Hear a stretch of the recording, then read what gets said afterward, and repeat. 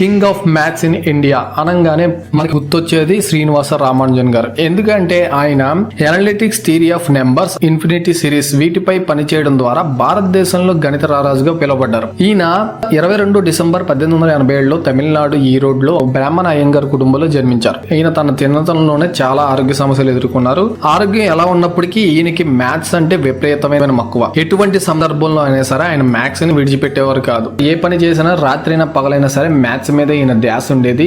ఆ ధ్యాస ఎంతలా ఉండేదంటే కాలేజీలో మ్యాథ్స్ లో తప్ప మిగతా అన్ని సబ్జెక్ట్ లో ఫెయిల్ అయ్యేవారు. ఈయన ఒక మ్యాజిక్ స్క్వేర్ బాక్స్ ని గీశారు. నాకు తెలిసి మనలో చాలా మందికి ఈ మ్యాజిక్ స్క్వేర్ బాక్స్ గురించి తెలిసి ఉండకపోవచ్చు. ఈ స్క్వేర్ బాక్స్ లో ఉన్న నెంబర్స్ ని మనం ఎలా కలిపినా సరే దాని వాల్యూ వచ్చి 139 వస్తుంది. అది రో లో గానీ కాలమ్స్ లో గానీ డయాగ్నల్ గా గానీ అండ్ కార్నర్స్ లో అయినా సరే ఎలా కలిపినా సరే 139 వస్తుంది. ఈ స్క్వేర్ లో ఇంకొక అద్భుతమైన విషయం ఏంటంటే ఈ రో లో పైన కనిపిస్తున్న 22, 12, 1887 అనే ఈ నెంబర్ వచ్చి 22 డిసెంబర్ 1887 రామానుజన్ గారు పుట్టినరోజు. దీన్నే మన ఇండియన్ మ్యాథ్స్ డే గా జరుపుకుంటాం. ఈయన సృష్టించిన ఈ స్క్వేర్ లో ప్రపంచంలో ఎవరైనా సరే వాళ్ళ డేట్ ఆఫ్ బర్త్ ని ఒక మ్యాజికల్ స్క్వేర్ బాక్స్ గా క్రియేట్ చేసుకోవచ్చు. That is Srinivasa Ramanujan.